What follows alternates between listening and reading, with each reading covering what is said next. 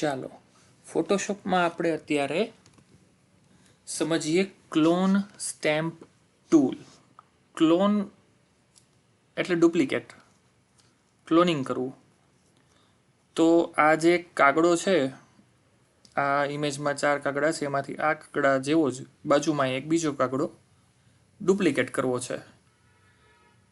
તો clone stamp tool select કરી કાગડા ઉપર અલ્ટ કી પ્રેસ કરેલું રાખીને કાગડા ઉપર ક્લિક કરવાનું છે. અલ્ટ કી પ્રેસ કરેલું રાખ્યું, કાગડા ઉપર ક્લિક કર્યું, અલ્ટ કી રિલીઝ કરી અને જો મારું કર્સર જે સ્ક્રીન છે જ્યાં થોડુંક સાઇઝ મોટી કરી નાખું. તો જે કાગડો છે એ જ કર્સરમાં દેખાય છે અહીંયા સર્કલની અંદર, એ અહીંયા જનરેટ થઈ જશે. જુઓ, ઓકે.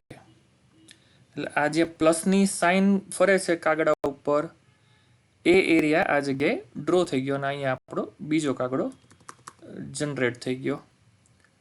એ હજી ક્લિક દબાવેલું છે, હું અહીંયા હજી ફરીથી ડ્રો કરી નાખું.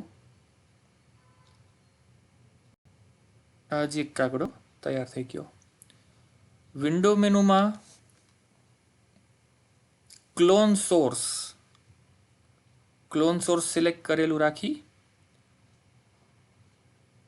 આ ડબલ્યુ જે વિડ્થનો જે છે ઓપ્શન, એની બાજુનો આ બટન પ્રેસ કરી દીધું એટલે કાગડો વર્ટિકલી ફ્લિપ થયેલો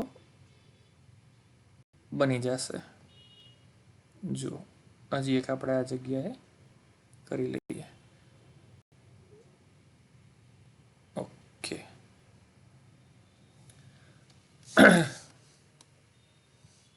કંટ્રોલ સી, અન્ડુ. હવે બીજું કે જે કાગડાના પિક્સલ છે એ આપણે જે રીતે બાજુમાં લીધા, બરાબર, એ રીતે બાજુના જે પિક્સલ છે રેતીના, બીચની રેતીના જે સેન્ડ પિક્સલ્સ છે, એ પિક્સલ કોપી કરીને કાગડા ઉપર પેસ્ટ કરી શકાય છે.